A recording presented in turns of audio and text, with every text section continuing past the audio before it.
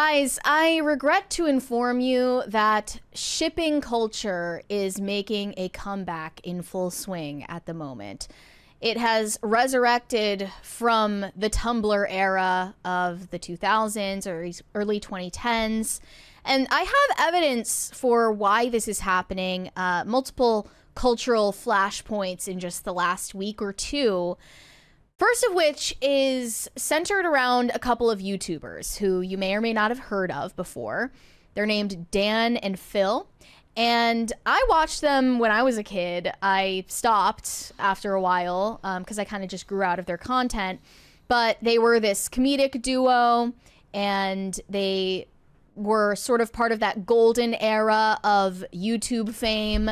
And you asked me if I knew who they were. It was definitely after your time when they were at their peak of relevance. But over the years that they were gaining popularity, their fan base was obsessed with shipping them together. And if you aren't familiar, shipping just means short for relationship. They're vying for these two people to be in a romantic relationship together, these two men.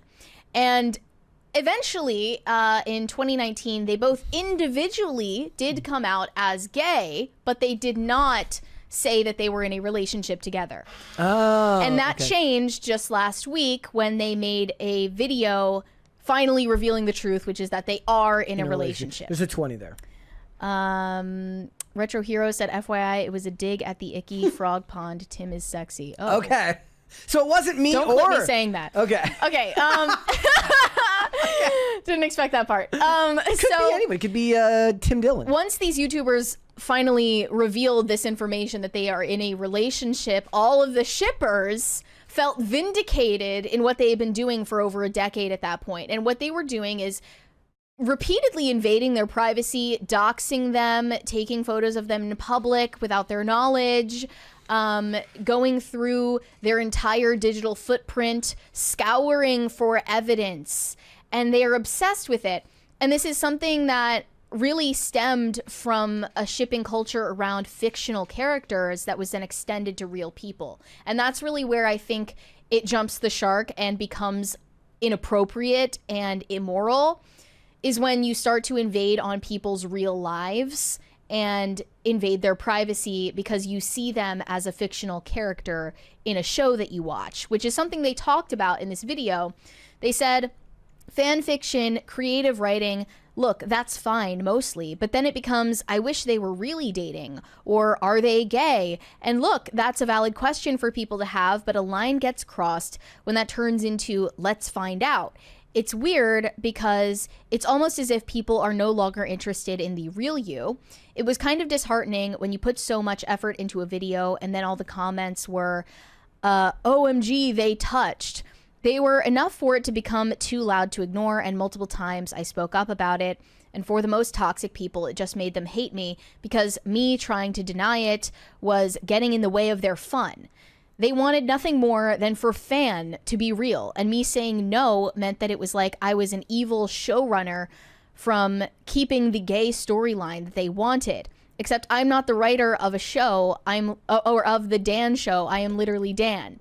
So he was saying these people took the dynamic that they have with characters in fictional shows and movies and extended it over to them. Okay. And that's just scratching the surface of why people rail against shipping culture and shippers, is they just seem to have zero boundaries. Yes. But I mean, it happens when you see the examples where don't even go to as far as the shipping, but like a character's a bad guy on TV, and then like people will hate that actor. Yes, that's a thing. That's crazy work. There is no distinction between the role that you're playing now that you see and the real person. Here's the thing. Now that I know that that's a real thing, I understand now why people get obsessed with the idea of being seen on screen, of like representation, because there's no subtlety, there's no understanding of the barrier between the creative world and the real world.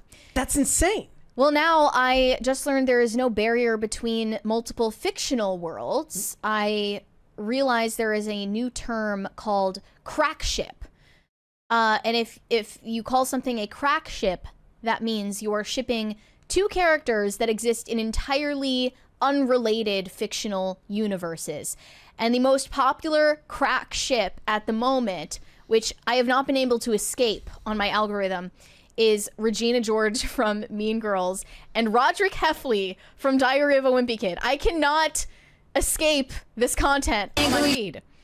And That you can was see loud. in this edit, I'm muting there are countless edits like this. People are making fan edits of the two characters together over like Avril Lavigne songs, Blink-182 songs, and they use this to fantasize about this fictional relationship that never existed and never could exist, because obviously they're totally unrelated stories. This is Marvel's fault for making cinematic universes popular. Low-key, is their fault. It really is Marvel's fault. And then I was led to a list of guidelines for how to ship ethically, in case any of you may be interested. So here are some of the guidelines for responsible shipping. Do not confront the idols directly about ships, if they're real people, whether in comment sections or in real life. I guess that's fair. Yes. That's a good thing. I mean, like, there shouldn't have to be guidelines. It was just because like, why does any of this being need a to be normal said? person means that these should be unspoken things, but okay, continue. Respect their privacy. Never stalk, follow, or share private or leaked footage of any kind. Again, shouldn't need to be said. Keep shipping within fan spaces. Do not contact brands, family members, restaurants, or others to validate or inquire about ship-related matters. What? Avoid dragging others into your ship. Don't build elaborate conspiracies or manipulate narrative that are vilifying people or events to support your preferred narrative. So they did this on the X-Files, where like they took glee in making sure that they kept Mulder and Scully apart, and there were even examples where David Duchovny wore his real wedding ring, wedding ring in episodes as like a, because he's not married in the show, as like a sort of nod to like F off. Yes. I mean, I can't speak to Understandable. what his reasoning was, but yeah. And like, okay, so for instance, when they made the X-Files movie, they filmed a scene of them kissing, and then it got removed. They didn't put it in the final cut, and they said the best you can get is that there's a scene where Mulder has to perform mouth-to-mouth resuscitation on Scully. That's all you get. Okay. You don't get the actual kiss. None. And furthermore, do not spread rumors or false information to make your ship seem real. Distinguish fiction from reality. This one's important. Disclaimers exist for a reason. Fan-created content is not evidence of real-life relationships. Take your antipsychotics. Avoid deceptive media manipulation. Don't create or share AI or photo/video edits that could be mistaken for genuine footage. No, there's no intersection of the internet I would want to be caught on gosh. less than shippers talking about AI. Last night, I came across, I was just searching actually for Lara Trump's music video. Why? Where she's like singing really badly with autotune. I was just like trying to find that video. And what came up in my suggested search was an AI generated video of Erica Kirk and Melania Trump singing a duet.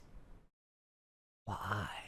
Wait. It was incredibly disturbing. What song? Oh no, it was an AI generated song as well about Charlie. Oh, wow. And I was just like, why does this exist? Just like stop. And there were tons of comments from boomers thinking it was real. Anyway, consume responsibly. Always seek out and understand original verified content. And lastly, reflect on your behavior. If a ship causes you to develop hostility toward an idol or participate in organized hate campaigns, it's time to reassess your mindset and values. Look, I'm sorry, but this is like, that's all actually good advice. It's just that to you and me or anybody with like a certain sense of social decorum, these are unwritten rules. Oh, but here was a footnote. If you're against shipping culture, hold yourself to the same standard. Don't ship yourself with idols either. It's essentially the same behavior. If you can't refrain from doing that, perhaps it's best not to judge others and instead focus on your own boundaries. I'm sorry, what kind of accusation is that? I don't ship myself with fictional characters in movies. Yeah. Where is that assumption coming from? That's just normal. Okay. No, I'm gonna freely hate on shipping culture. Thank you very much. Here's another defense of shipping culture in this TikTok. Do you have this from